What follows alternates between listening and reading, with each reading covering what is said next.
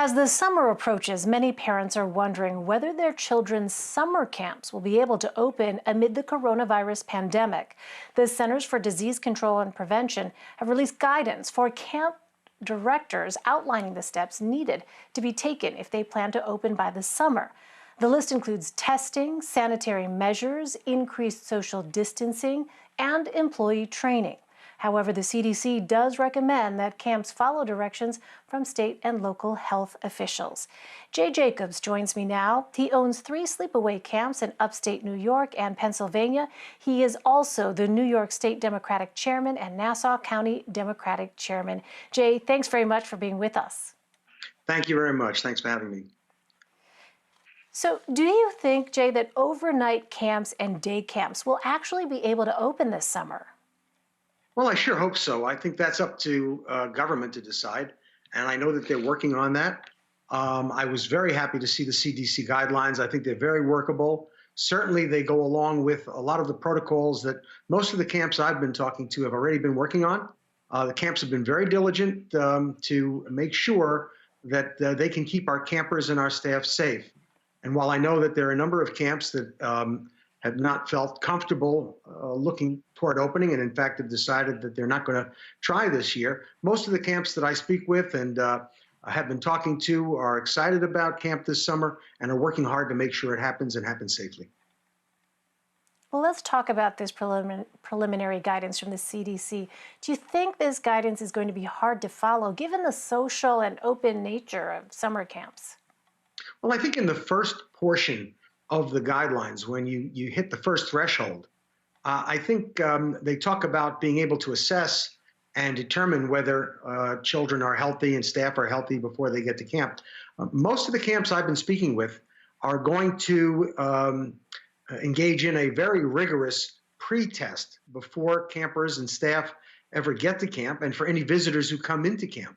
And then camps like mine, as an example, are going to do a secondary test, a different type of test, an overlay, if you will, to make sure absolutely that we don't have COVID-19 in the camp. And that's going to be done as soon as people arrive in camp. So it's a double testing process. I think that kind of screening is going to make for a much safer summer for everybody. And then, of course, the camps are going to be closed down. So nobody comes in, nobody goes out without testing.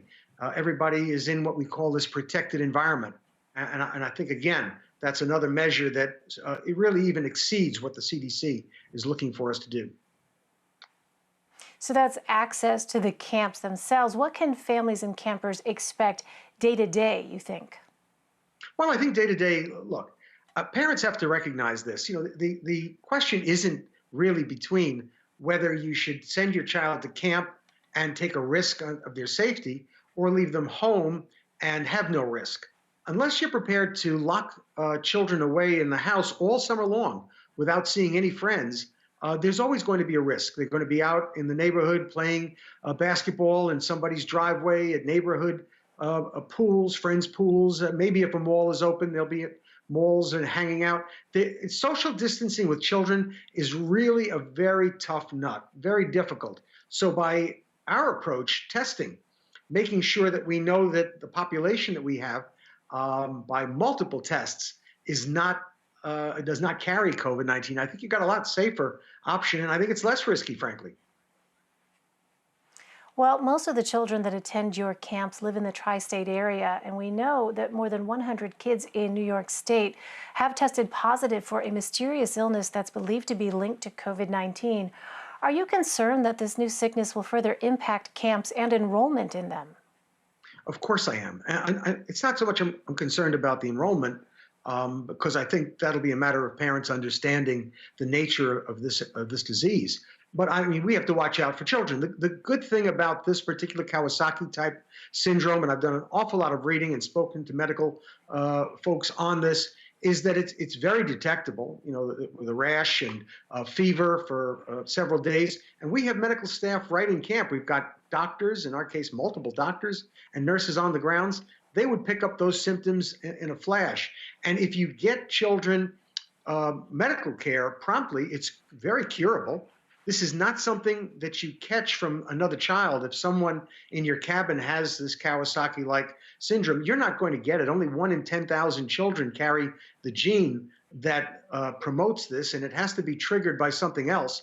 And even now, I read Mayor de Blasio's recent tweet. It turns out that only just over half of the children tested had any relationship to COVID. This is something that's been around, and we get 3,500 to 4,500 cases in the United States every year. So we have to be aware of it. It's dangerous. We have to be on the lookout for it.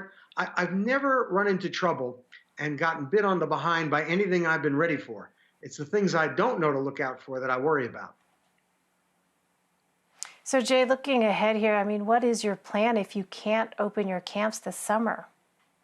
Well, obviously, if we can't open camp this summer, then we're going to have to begin preparing for the next. I think it would be unfortunate. Government has to do what it has to do. They've got to take a look and make the best judgments, and I have a lot of confidence in them, whichever way it falls. They've done a great job up till now, and I don't think they're going to stop here. So if they feel it's safe, I'm hoping that they can see camp opening. The way I look at it, of the total population of children, of people who get COVID-19, only 2% are in the age brackets that come to our camps as campers. A little bit higher when you get into counselors, but not much.